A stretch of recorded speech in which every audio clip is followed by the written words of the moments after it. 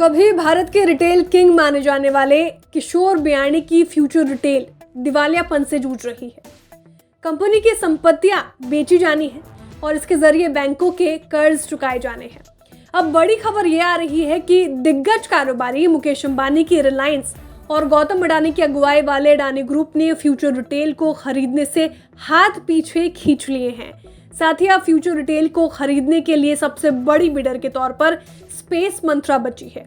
ET की report के मुताबिक गुरुवार को बंद हो चुकी फ्यूचर रिटेल की बोलियां खोली गई और इसमें स्पेस मंत्रा सबसे बड़ी बिडर के तौर पर उभर कर सामने आई है।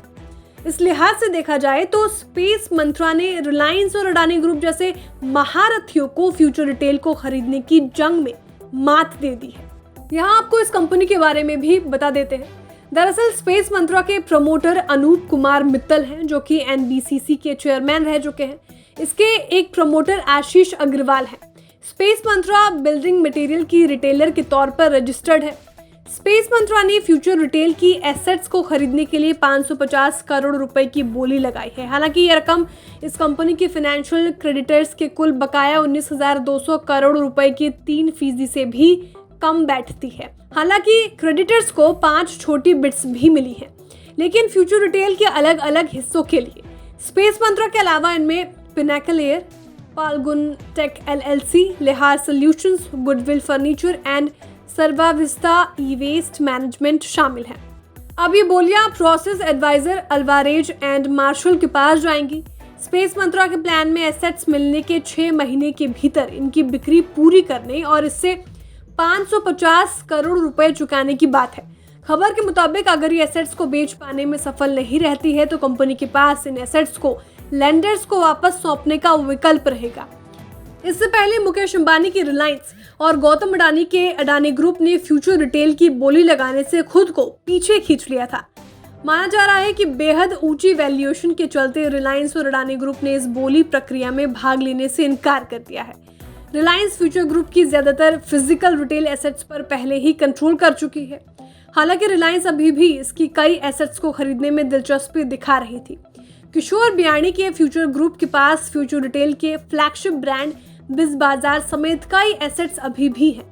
माना जा रहा है कि रिलायंस ग्रुप बिग बाजार के साथ ही FBB, सेंट्रल, ऑल और ब्रांड फैक्ट्री को भी खरीदना चाहती है। दूसरी ओर अडानी ग्रुप ने अपनी रियल एस्टेट कंपनी के जरिए फ्यूचर ग्रुप के एसेट्स खरीदने में दिलचस्पी दिखाई थी, लेकिन बाद में ग्रुप इससे पीछे हट गया। फ्यूचर रिटेल का मामला पिछले साल इंसॉल्वेंसी ट्राइब्यूनल पहुंच गया था। पिछले महीने फ्यूचर रिटेल को बैंक्रप्सी कोर्ट से रिजोल्यूशन प्रोसेस को पूरा करने के लिए 90 दिन का वक्त मिल गया था। पहले इसकी डेडलाइन 16 अप्रैल थी, जो कि अब बढ़कर 15 जुलाई हो गई है।